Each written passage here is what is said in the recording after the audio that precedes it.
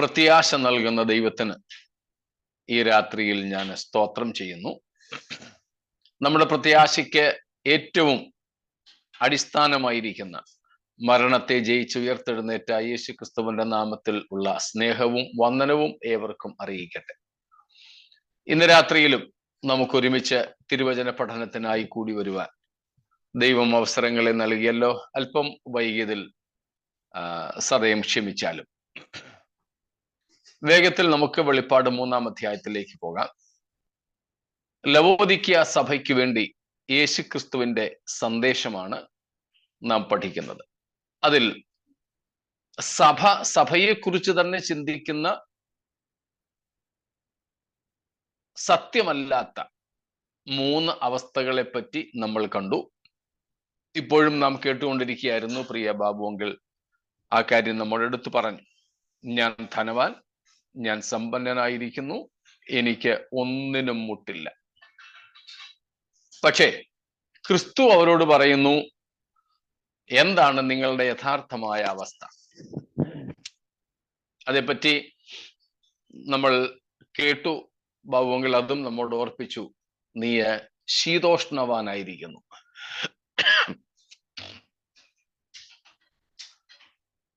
ഉറങ്ങിക്കിടക്കുന്നവനെ ഉണർത്താൻ, ഉറക്കം നടിക്കുന്നവനെ ഉണർത്താൻ പറ്റില്ല എന്ന് പറഞ്ഞതുപോലെ അനാത്മീയരെക്കാൾ, രക്ഷിക്കപ്പെട്ടിട്ടില്ലാത്ത പ്രാകൃതന്മാരെക്കാൾ പ്രാകൃതമായിട്ട് ജീവിക്കുന്നവരാണ് ഈ ജനം. പക്ഷേ അവർ ചിന്തിക്കുന്നതോ അവരെ കവിഞ്ഞ് ഒരാത്മീയർ വേറെ ഇല്ല.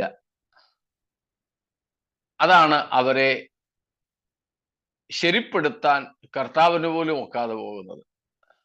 സ്തോത്രം. കർത്താവിന് പോലും ഒക്കാതെ എന്ന് പറഞ്ഞതിന്റെ അർത്ഥം മുമ്പേ ബാബുങ്ങൾ പറഞ്ഞ പോലെ തമ്പുരാൻ ഇടിച്ചു കയറി പോലീസ് മുറയിൽ ഒന്നും ഇടപെടാറില്ല എന്ന അർത്ഥത്തിലാണ്.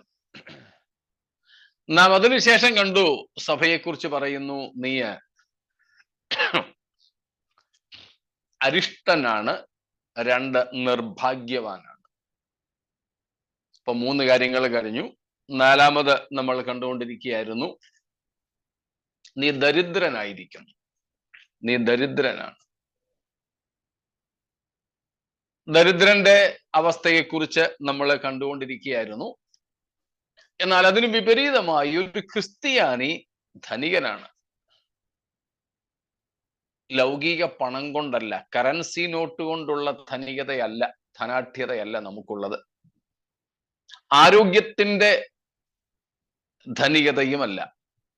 എന്ന് പറഞ്ഞാൽ ലോകത്തിലുള്ള എന്തെങ്കിലും കൊണ്ട് നാം സമ്പന്നരാകുന്നു എന്നല്ല ഒരു ക്രിസ്ത്യാനി ധനവാനാണ് എന്ന് പറയുന്നതിന്റെ അർത്ഥം.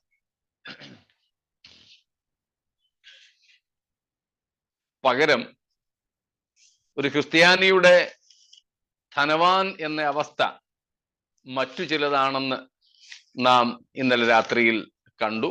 5 കാര്യങ്ങളാണ് നാം ആ വിഷയത്തിൽ ചിന്തിച്ചത്. അത് നാം ഓർക്കുന്നുണ്ടായിരിക്കുമല്ലോ. സ്തോത്രം. നാം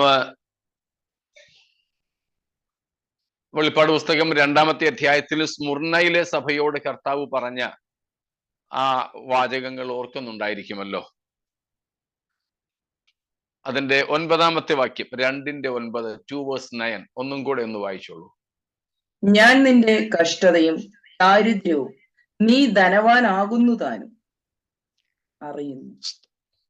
കർത്താവ് സ്മുർണയോട് പറയുന്ന, ഞാൻ നിന്റെ കഷ്ടതയും ദാരിദ്ര്യവും ഒക്കെ അറിയുന്നു. പക്ഷെ അവിടെ എഴുതിയിരിക്കുന്നു, നീ ധനവാനാകുന്നു താനും. സാമ്പത്തികമായ ദാരിദ്ര്യത്തെക്കുറിച്ചാണ് അവിടെ പറഞ്ഞത്. നിന്റെ ദാരിദ്ര്യം ഞാൻ അറിയുന്നു എന്ന് പറഞ്ഞാൽ സാമ്പത്തികമായി, ലോകപരമായി, ഭൗതികമായി നീ ദരിദ്രനാണ്, കുചേലനാണ്. Physically, materially, financially, health wise, sometimes education wise, you are in poverty. I know, Church Smyrna, you are a poor church. നിങ്ങൾ വളരെ ദരിദ്ര സഭയാണ്. പക്ഷേ നിങ്ങൾ ഭൗമികമായിട്ടേ ഉള്ളൂ ദരിദ്രരായിരിക്കുന്നത്. എന്റെ ദൃഷ്ടിയിൽ നിങ്ങൾ ആരാണ്? ധനവാന്മാർ. You are rich. സ്തോത്രം.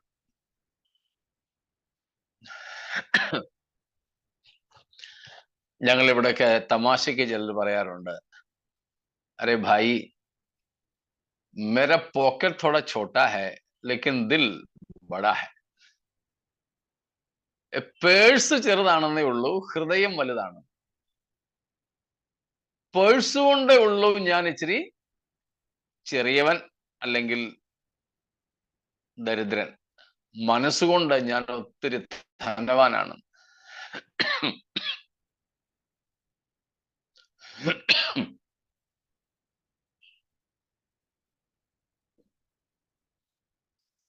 ഭൗമികമായിട്ട് സഭ അല്ലെങ്കിൽ ക്രിസ്തീയ വിശ്വാസികൾ, ക്രിസ്തു ശിഷ്യന്മാർ ദരിദ്രരാകാം.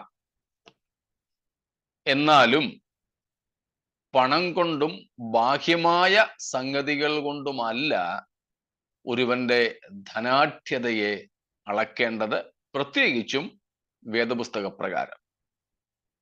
സ്തോത്രം.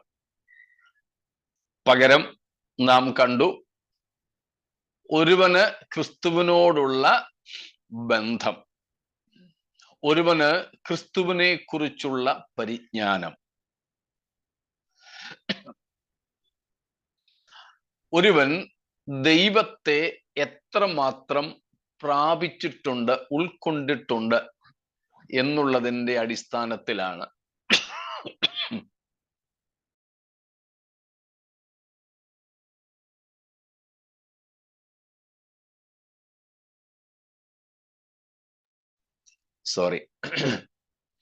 ഒരുവൻ ധനവാനാണോ ദരിദ്രനാണോ എന്ന് അറിയുന്നത്. അതിന്റെ 5 തലങ്ങൾ നാം ഇന്നലെ കാണുകയുണ്ടായി. സ്തോത്രം. ഇന്നലെ നമ്മൾ പറഞ്ഞു വിട്ടതാണെങ്കിലും 2 കൊരിന്ത്യർ 9 8ഉം 9ഉം കൂടെ വായിച്ചോളൂ. 2 കൊരിന്ത്യൻസ് 9 9ാം വാക്യം മാത്രം വായിച്ചാലും മതി. 9:9. അവൻ വാരി വിതറി ദരിദ്രന്മാർക്ക് കൊടുക്കുന്നു, അവന്റെ നീതി എന്നേക്കും നിലനിൽക്കുന്നു എന്ന് എഴുതിയിരിക്കുന്നുവല്ലോ. ആരാ ഈ അവൻ?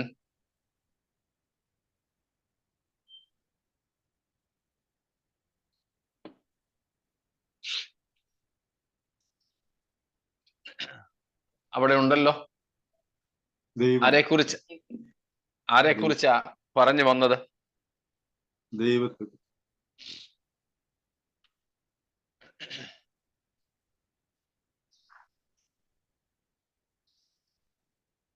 അവൻ വാരി വിതറി ദരിദ്രന്മാർക്ക് കൊടുക്കുന്നു.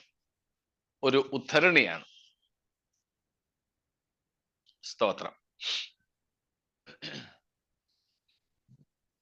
നമുക്കറിയാം, ഈ 9ാമത്തെ അധ്യായം സ്തോത്രകാഴ്ചയെക്കുറിച്ച്, വിശുദ്ധന്മാർക്കായിട്ടുള്ള ധനശേഖരണത്തെക്കുറിച്ചുള്ള അധ്യായമാണ്. അതുകൊണ്ട് ന്യൂ ടെസ്റ്റമെന്റ് ഗിവിംഗ് എന്നുള്ളതിനെ കുറിച്ചുള്ള പഠനത്തിൽ നാം ഇതിനു മുമ്പ് ഈ വാക്യങ്ങൾ പഠിച്ചിട്ടുണ്ട്. 9ാം അധ്യായം നാം പഠന വിഷയം ആക്കിയിട്ടുണ്ട് എന്നുള്ളത് നിങ്ങൾക്ക് ഓർമ്മ കാണുമല്ലോ. സ്തോത്രം.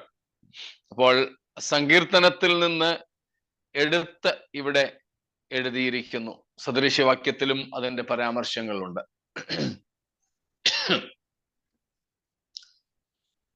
അതുപോലെ നാം ഇന്നലെ പറഞ്ഞ വാക്യം 8ാമത്തെ അധ്യായത്തിലുണ്ട്. 8ാം അധ്യായത്തിന്റെ 9ാമത്തെ വാക്യത്തിൽ നാം ആ കാര്യം കാണുന്നുണ്ട്. നമ്മുടെ കർത്താവായ യേശു ക്രിസ്തു സമ്പന്നൻ, ആയിരുന്നിട്ടും അവന്റെ ദാരിദ്ര്യത്താൽ നിങ്ങൾ സമ്പന്നർ ആകേണ്ടതിന് നിങ്ങൾ നിമിത്തം ദരിദ്രനായി തീർന്ന കൃപ നിങ്ങൾ അറിയുന്നുവല്ലോ. സ്തോത്രം. ഇന്നലെയും നാം ആ ഭാഗം പറഞ്ഞു വിട്ടതാണ്. യേശു ക്രിസ്തു മുഖാന്തരം അല്ലെങ്കിൽ ക്രിസ്തു ഭൂമിയിലേക്ക് ദരിദ്രനായി ഇറങ്ങി വന്നത് നിമിത്തം നമ്മൾ ധനവാന്മാരായി തീരുന്നു. പക്ഷേ ഏത് സമ്പന്നതയാണ് നമുക്ക് ലഭിക്കുന്നതെന്ന് നാം കണ്ടു. അതിനെ ആൾക്കാർ തെറ്റായിട്ട് വ്യാഖ്യാനിക്കരുത്. നാം അങ്ങനെയുള്ള വികലമായ വിശദീകരണമാണ് ഈ വാക്യത്തിന് കേൾക്കുന്നത്. അങ്ങനെ ആകരുത്.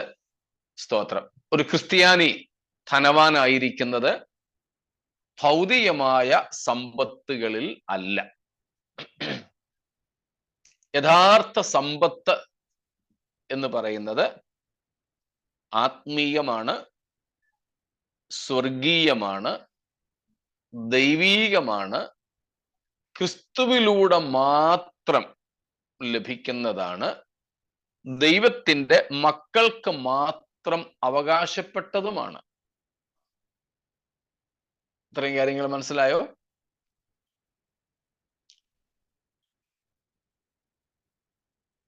ആവർത്തിക്കണോ?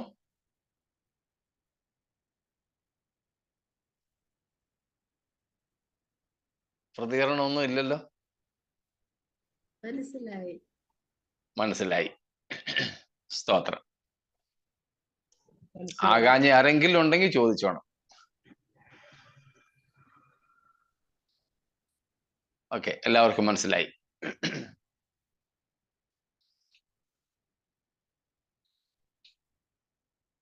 Okay, good.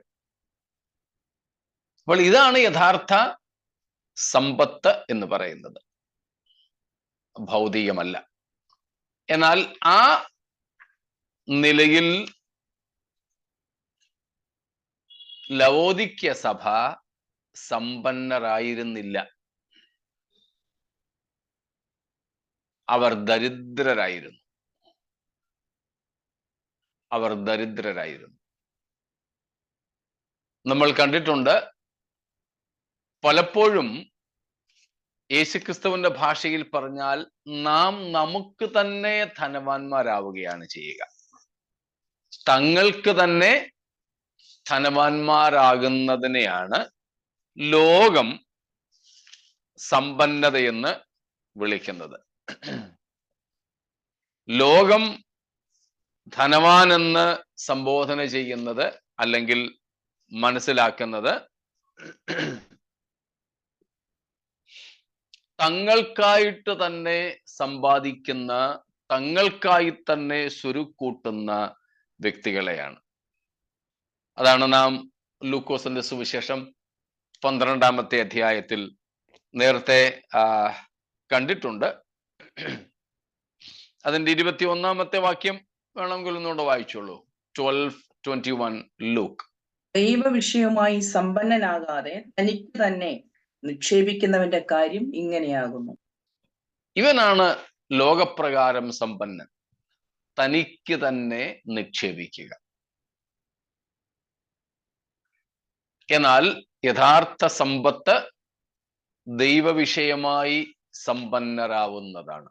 അതിന്റെ ചില ഭാഗങ്ങളാണ് നാം ഇന്നലെയും മിനിയാന്നും ചിന്തിച്ചത്.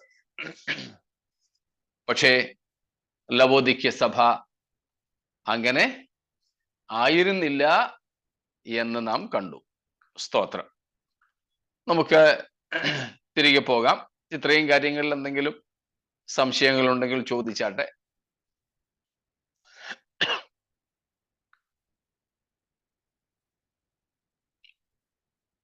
ഒന്നുമില്ല എന്ന് കരുതട്ടെ. നമുക്ക് തിരികെ പോകാം.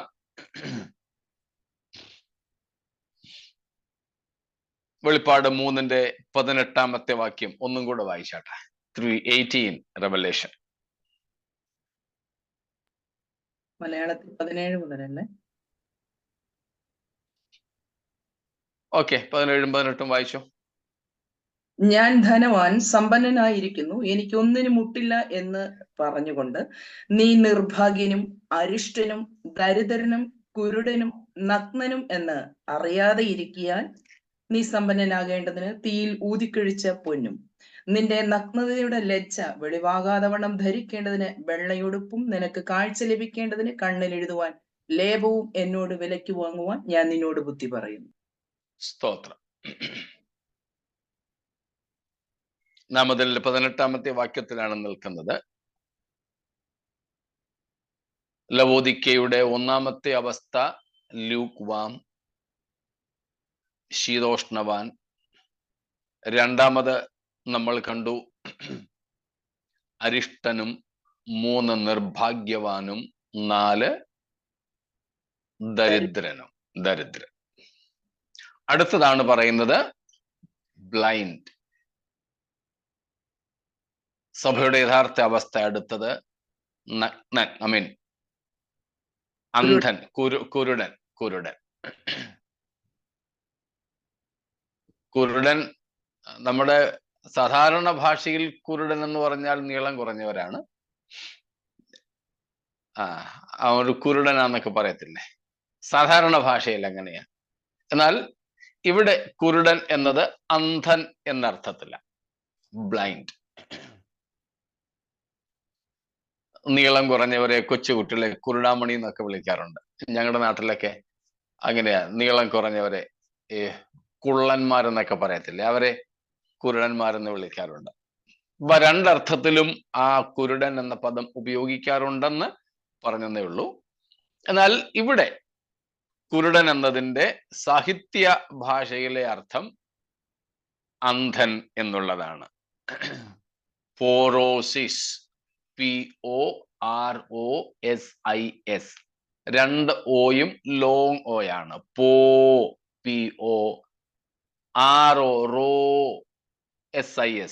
പോറോസിസ് എന്ന് പറഞ്ഞാൽ കണ്ണിന്റെ കൃഷ്ണമണിക്ക് മുമ്പിൽ അടിഞ്ഞുകൂടി കിടക്കുന്ന കട്ടിയുള്ള ഒരു പാട. നമ്മുടെ ഭാഷയിൽ പറഞ്ഞാൽ തിമിരമെന്നൊക്കെ പറയും. ഇവിടെ നോർത്ത് ഇന്ത്യയിലൊക്കെ ആണെങ്കിൽ നമ്മുടെ നാട്ടിൽ ഇതിനേക്കാൾ കുറച്ചുകൂടെ മനസ്സിലാകുന്ന പോലെ പറയും.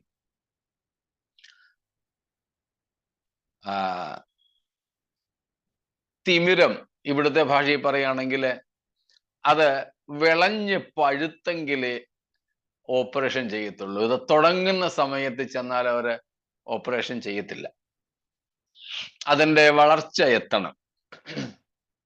അതുകൊണ്ട് അല്പം കൂടെ കഴിഞ്ഞിട്ട് ചെയ്യാമെന്നാണ് സാധാരണ പറയുക. അപ്പം കണ്ണിന്റെ ദൃഷ്ടി, കാഴ്ച മറയ്ക്കുന്ന പാട വന്ന് കണ്ണിനെ മൂടിയ ഒരവസ്ഥയുടെ പേരാണ് കുരുടാവസ്ഥ എന്നുള്ളത്. കുരുടാവസ്ഥ. So a covering with a callus, it's something hardening. വളരെ കട്ടിയുള്ള ഒരു പാട. അതുകൊണ്ട് ഒന്നും കാണാൻ വയ്യ. Therefore, we can call this blindness a dullness of intellect. It's not a literal blindness.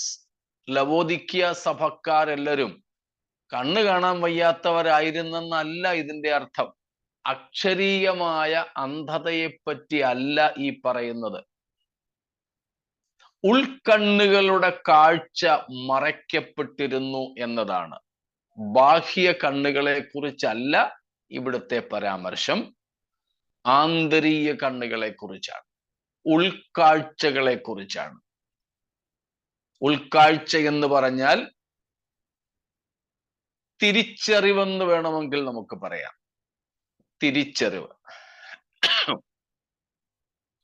It's not about physical or material or literal blindness. It's not about external eyes. It doesn't mean that the church, that means every member of the church at Laodicea was blind literally. No, അങ്ങനെയായിരുന്നില്ല. അങ്ങനെയായിരുന്നില്ല. പകരം ഉൾക്കാഴ്ച മറഞ്ഞവരായിരുന്നു. അകക്കണ്ണുകൾ ഇരുണ്ടുപോയവരായിരുന്നു. നമ്മുടെ സാധാരണ ഭാഷയിൽ പറഞ്ഞാൽ ദർശനം നഷ്ടപ്പെട്ടവരായിരുന്നു. They were not visionaries. They did not have the vision which was essential. വളരെ അത്യാവശ്യമായ കാഴ്ചപ്പാട് പോലും തിരിച്ചറിവ് പോലും ഇല്ലാതിരുന്നവരായിരുന്നു അവർ. അതാണ് ഇവിടുത്തെ അർത്ഥം. അതാണ് ഇവിടുത്തെ അർത്ഥം. They were dull in intellect, spiritual intellect. They were dulled of spiritual perception. They were unable to perceive spiritually. ആത്മീയമായി വിവേചിപ്പാൻ പ്രാപ്തിയില്ലാത്തവരായിട്ട് അവർ മാറി. ഇത് ആരുടെ അവസ്ഥയാണ്?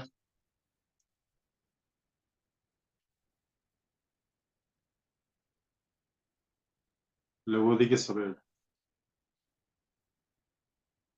അതെ, ഇവിടെ ലവോദിക്ക സഭയെ കുറിച്ചാണ് പറയുന്നത്. പക്ഷെ ലവോദിക്ക സഭ ഇന്ന് ആയിരിക്കുന്ന ഈ അന്ധത ഒറിജിനലി ശരിയായി പറഞ്ഞാൽ എങ്ങനെയുള്ളവരുടെ അവസ്ഥയാ? ആത്മീകമായ കാഴ്ചപ്പാട് നഷ്ടപ്പെട്ടവർ. ആത്മീയമായ കാഴ്ചപ്പാട് നഷ്ടപ്പെട്ടവരുടെ. ഓക്കെ, വേറെന്തെങ്കിലും? ജഡീകന്മാരായവര്. ജഡീകന്മാരുടെ. കുറച്ചും കൂടെ അടുത്ത് വന്നാൽ ശരിയാവും.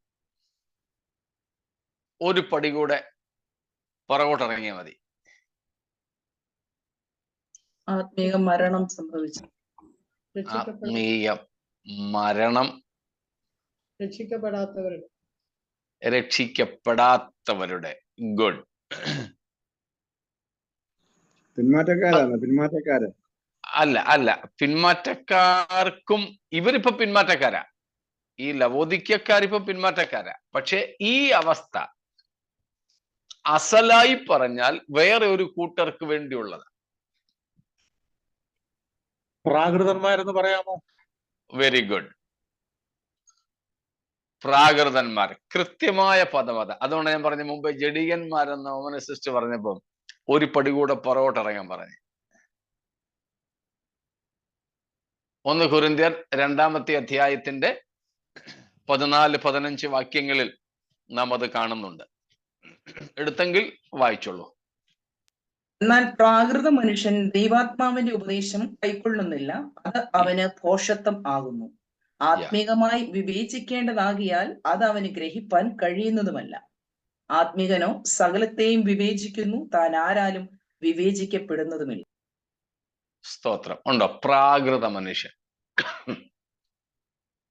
രക്ഷിക്കപ്പെടാത്തവർ. അതിനെ പൗലോസിന്റെ 2 കൊരിന്ത്യർ 4:4 അടിസ്ഥാനപ്പെടുത്തി പറഞ്ഞാൽ വേറൊരു പദമാണ് പൗലോസ് അവിടെ ഉപയോഗിക്കുന്നത്. അവിശ്വാസികൾ. ഇതുവരെ പിന്മാറ്റക്കാരിലോ അല്ലെങ്കിൽ രക്ഷിക്കപ്പെട്ട പിന്നെ മാറിപ്പോയവരുടെയോ ഒന്നും കാര്യമല്ല.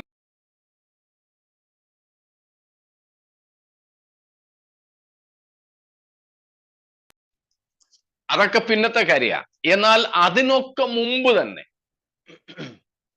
രക്ഷിക്കപ്പെട്ടിട്ടേ ഇല്ലാത്ത, യേശുവിൽ വിശ്വസിച്ചിട്ടേ ഇല്ലാത്ത,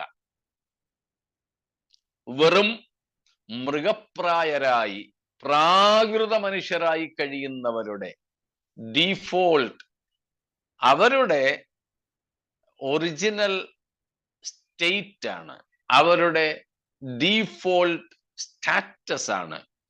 അങ്ങനെയുള്ളവരുടെ യഥാർത്ഥ അവസ്ഥയാണ് ഇവിടെ ലവോദിക്കയ്ക്കുള്ളത്.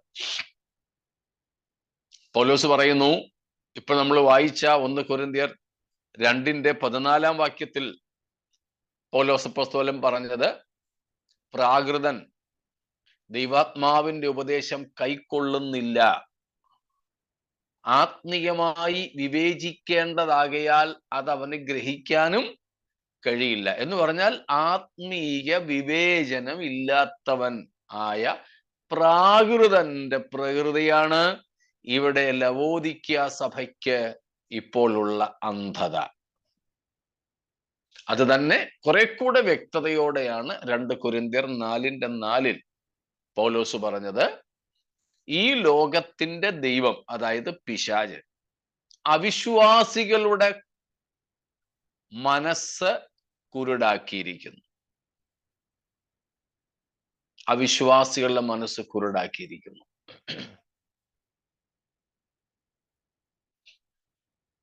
ഇത് മാത്രവും പോരാ. ഇന്നലെ നമ്മൾ വായിച്ച എഫേസ്യർ 1:18 17 അവസാനത്തിൽ പൗലോസ് പറയുന്നു, നിങ്ങളുടെ ഹൃദയദൃഷ്ടി പ്രകാശിച്ചിട്ട്. രണ്ടു തരം അന്ധത സാധാരണ ലോകത്തിൽ പ്രാകൃത മനുഷ്യനിൽ കാണപ്പെടുന്നു. അതിൽ ആദ്യത്തേത് മനസ്സ് പിശാച് കുരുടാക്കിയിരിക്കുന്ന, അന്ധത പിടിപ്പിച്ചിരിക്കുന്ന അവസ്ഥയാണ്. അതുകൊണ്ട് തങ്ങളുടെ പാപാവസ്ഥയെ കാണാനോ ക്രൂശിൽ ദൈവസ്നേഹത്തെ കാണാനോ ക്രിസ്തുവിനെ തിരിച്ചറിയാനോ ഒന്നും സാധിക്കാതെ വരും. നാമുമൊക്കെ ഒരിക്കൽ ഇങ്ങനെയായിരുന്നു. നമ്മുടെയൊക്കെ മനസ്സ് ഈ ലോകത്തിന്റെ ദൈവം അടച്ചു വെച്ചിരുന്നു. ദൈവത്തിന് സ്തോത്രം. സുവിശേഷത്താൽ നമ്മുടെ അന്ധമായിരുന്ന ഹൃദയക്കണ്ണുകളെ ദൈവം തുറന്നു. ദൈവപ്രതിമയായ ക്രിസ്തുവിന്റെ തേജസ്സുള്ള സുവിശേഷം നമ്മുടെ ദൃഷ്ടികളിൽ പ്രകാശിക്കുവാൻ ദൈവം നമ്മോട് കരുണ കാണിച്ചു. അതുകൊണ്ടാണ് കാലാകാലങ്ങളിൽ യേശു ആരാണെന്ന് തിരിച്ചറിയാൻ നമുക്ക് സാധിച്ചത്.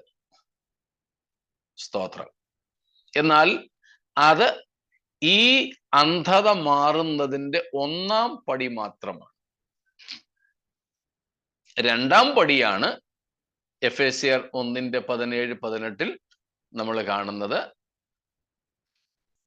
ഈ ഒന്നാം പടിയിൽ ഉൾക്കണ്ണുകൾ തുറന്ന് ക്രിസ്തുവിനെ തിരിച്ചറിഞ്ഞ് സ്വയം പാപികളാണെന്ന തിരിച്ചറിവോടെ രക്ഷാനിർണയം പ്രാപിച്ചവർ ആ അവസ്ഥയിൽ തന്നെ തുടരാൻ പാടില്ല.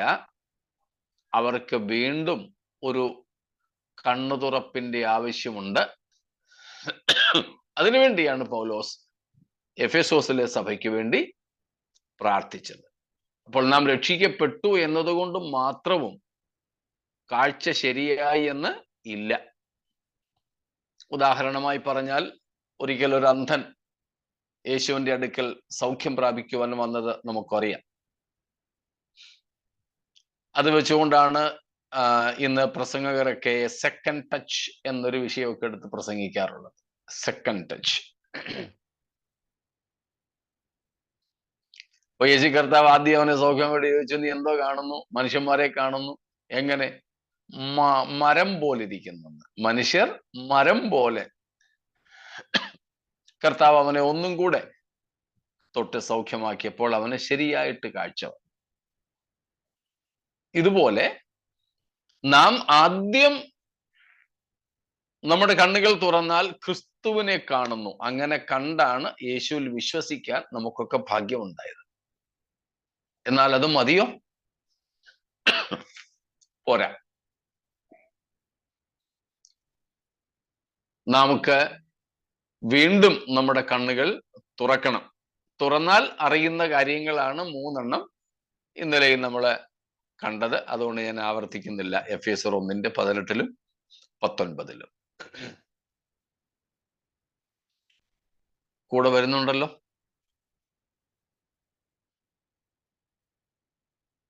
എല്ലാവരും ഉണ്ടോ കൂടെ?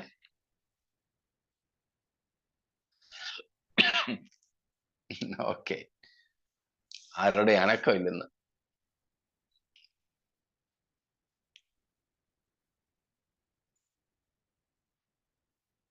അപ്പൊ പറഞ്ഞു വന്നത്, ലവോദിക്യ സഭ അന്ധതയിലാണ്. അവിടെ ലവോദിക്യ സഭയുടെ മേൽ യേശുക്രിസ്തു ആരോപിക്കുന്ന അന്ധത ആത്മീയമായ കുരുടാവസ്ഥയാണ്, അന്ധതയാണ്. ഭൗതികമോ ശാരീരികമോ ആയതല്ല. 2, ലവോദിക്യ സഭ ഇപ്പോൾ ആയിരിക്കുന്ന കുരുടിന്റെ അവസ്ഥ അല്ലെങ്കിൽ അന്ധത, കാഴ്ചയില്ലാത്ത അവസ്ഥ എന്ന് പറയുന്നത് ആരുടെ അവസ്ഥയാണ്? പ്രാകൃത മനുഷ്യന്റെ അവസ്ഥയാണ്, അഥവാ അവിശ്വാസികളുടെ അവസ്ഥയാണ്, അല്ലെങ്കിൽ രക്ഷിക്കപ്പെട്ടിട്ടേ ഇല്ലാത്തവരുടെ അവസ്ഥയാണ്. എന്നാൽ ഇവർ ലവോദിക്യ സഭ ആ ഗണത്തിൽപ്പെടുന്നവരാണോ? അവിശ്വാസികളുടെ കൂട്ടത്തിലാണോ അവര്? അല്ല. പ്രാകൃതന്മാരാണോ അവര്? അല്ല. പക്ഷേ അവരുടെ അവസ്ഥയോ? പ്രാകൃതന്മാരുടെയും അവിശ്വാസികളുടെയും അവസ്ഥയിൽ അവർ അന്ധരായിരിക്കുന്നു. അത് നിമിത്തം അവർക്ക് തങ്ങളെ തന്നെ കാണാൻ കഴിയുന്നില്ല. ക്രിസ്തുവിനെ കാണുവാനും അവർക്ക് സാധിക്കുന്നില്ല.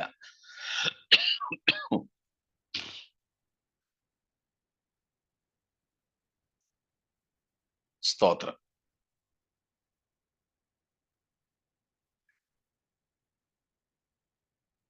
ഇന്നും സഭയ്ക്കകത്ത് പലരും ഉണ്ടെങ്കിലും അവരാരെ പോലെ ഇരിക്കുന്നവരാണ്?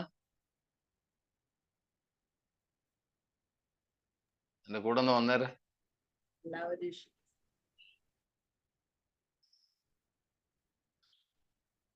ഓക്കെ, വേറെ വല്ലതും ഉണ്ടോ? പറഞ്ഞോ. ലവോദിക്യരെ പോലെ, മറ്റെന്തെങ്കിലും കുറച്ചും കൂടെ കൃത്യമായ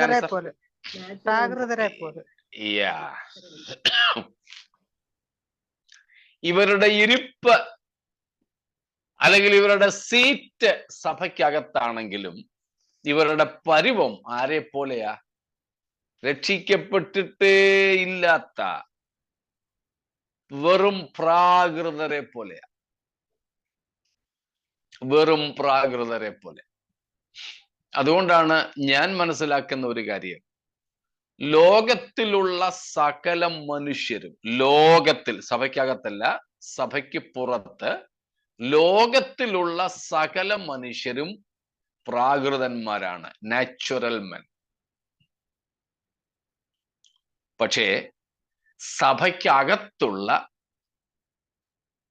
ഒരു നല്ല ശതമാനം ആൾക്കാരും അവരെ പോലെ തന്നെ പ്രാകൃതന്മാരായി തുടരുന്നു. അവരെങ്ങനെയോ സഭയ്ക്കകത്ത് വന്നു കയറി എന്ന് മാത്രമേ ഉള്ളൂ.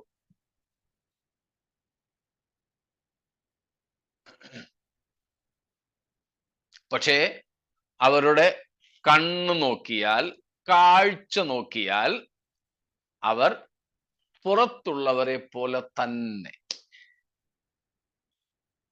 മനസ്സിലാവുന്നുണ്ടല്ലോ?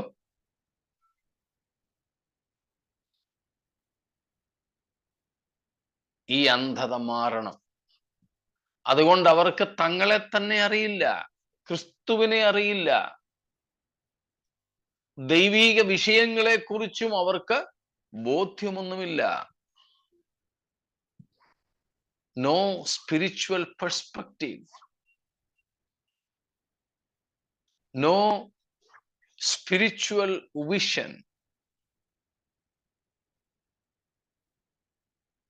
They have never seen God's glory.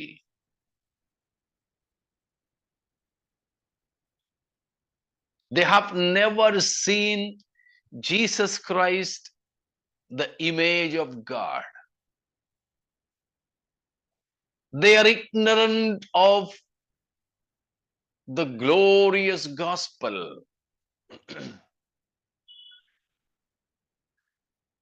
മനസ്സിലാവുന്നുണ്ടല്ലോ?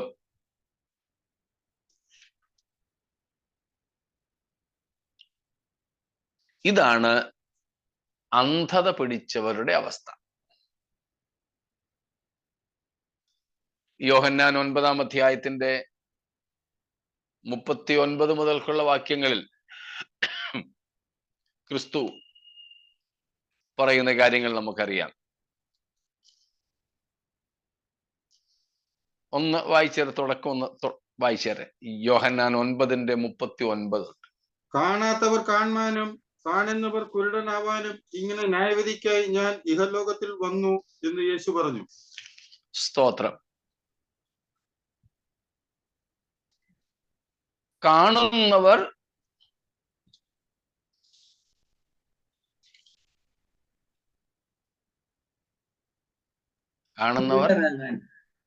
കുരുടനാവാൻ, കുരുടരാകാൻ, കാണാത്തവർ കാണാനും. കാണുവാനും.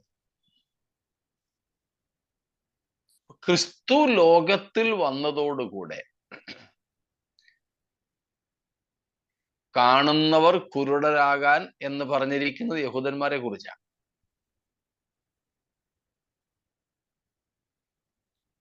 അവർക്ക് കാഴ്ചയുള്ളവരായിരുന്നു, അന്ധന്മാരൊന്നും അല്ലായിരുന്നു. പക്ഷേ ആത്മീയമായി അവർ വീണ്ടും അന്ധതയിലേക്ക് തള്ളപ്പെട്ടു. അതാണ് നമുക്ക് ഗലാത്യ ലേഖനത്തിൽ പൗലോസ് പറയുന്നത് കാണുവാൻ കഴിയുന്നത്. ഗലാത്യർ 3:1 വാക്യം. ബുദ്ധിയില്ലാത്ത ഗലാത്യരെ, യേശുക്രിസ്തു ക്രൂശിക്കപ്പെട്ടവനായി നിങ്ങളുടെ കണ്ണിന് മുമ്പിൽ വരച്ച് കിട്ടിയിരിക്കെ നിങ്ങളെ ക്ഷുദ്രം ചെയ്ത് മയക്കിയത് ആർ? സ്തോത്രം. ക്രിസ്തുവിനെ കുറിച്ചുള്ള കാഴ്ച മങ്ങിപ്പോയ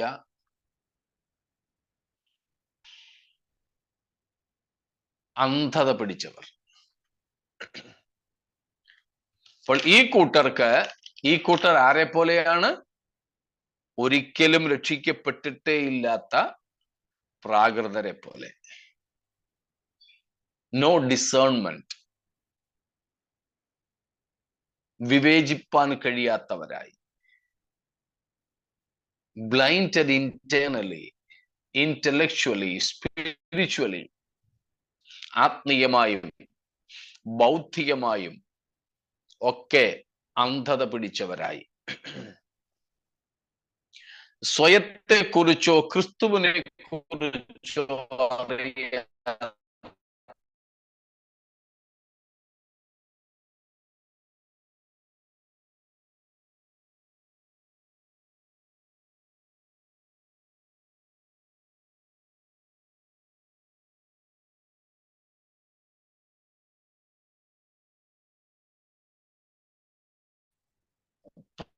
പതിനെട്ടും കൂടെ വായിച്ചോളൂ, നമുക്ക് നിർത്താം.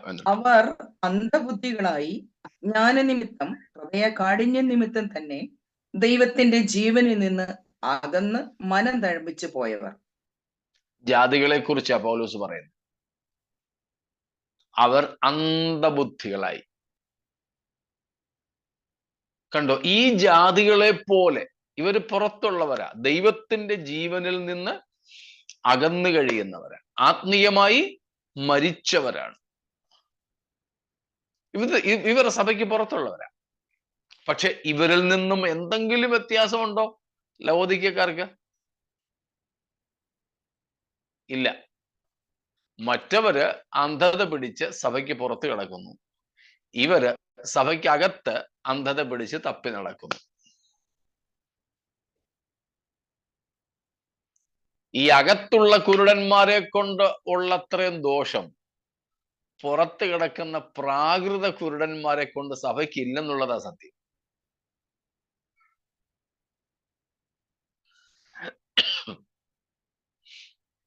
നമുക്കും ദൈവത്തോട് ഇന്ന് രാത്രി പ്രാർത്ഥിക്കാം. കർത്താവേ, പിശാച് കുരുടാക്കിയിരുന്ന എൻ്റെ മനസ്സിനെ അങ്ങ് തുറന്നു, അങ്ങയെ കാണുവാൻ എനിക്ക് ഭാഗ്യം നൽകൂ. പോരാ കർത്താവേ, എൻ്റെ ഉൾക്കണ്ണുകളെ ഇനിയും പ്രകാശിപ്പിക്കണമേ. അങ്ങയുടെ ദിവ്യമായ തേജസ് ഞാനൊന്ന് കാണട്ടെ. നമ്മെ തന്നെയും കാണുവാൻ നമുക്കത് മുഖാന്തരമാകും. ആയതിനായി നമുക്ക് നമ്മെ സമർപ്പിക്കാം. ലവോദിക്കയെ പോലെ അന്ധതയിൽ നാം കിടക്കാതെ ഉൾക്കണ്ണുകൾ തുറന്നവരായി ദൈവസന്നിധിയിലേക്ക് അടുത്തു വരുവാൻ, സ്തോത്രം, കാഴ്ചപ്പാടുള്ളവരായി, ബാഹ്യമായ കണ്ണുകൾക്ക് എന്തെങ്കിലും കുഴപ്പമുണ്ടെങ്കിൽ പോലും അകക്കണ്ണുകൾ തുറന്നവരായിരിക്കാൻ ദൈവം നമ്മെ ഒരുക്കട്ടെ. കർത്താവ് നമുക്ക് വേണ്ടി ഒരുക്കിയിട്ടുള്ളത് കാണുവാൻ, ആ നിത്യതയെ ഇപ്പോൾ തന്നെ കാണുവാൻ കാഴ്ച ലഭിച്ചവരായി തീരേണ്ടതിന് ദൈവം നമുക്ക് ഈ വചനങ്ങൾ മുഖാന്തരങ്ങളാകട്ടെ. ദൈവം നമ്മെ അനുഗ്രഹിക്കട്ടെ. നമുക്ക് പ്രാർത്ഥിക്കാം.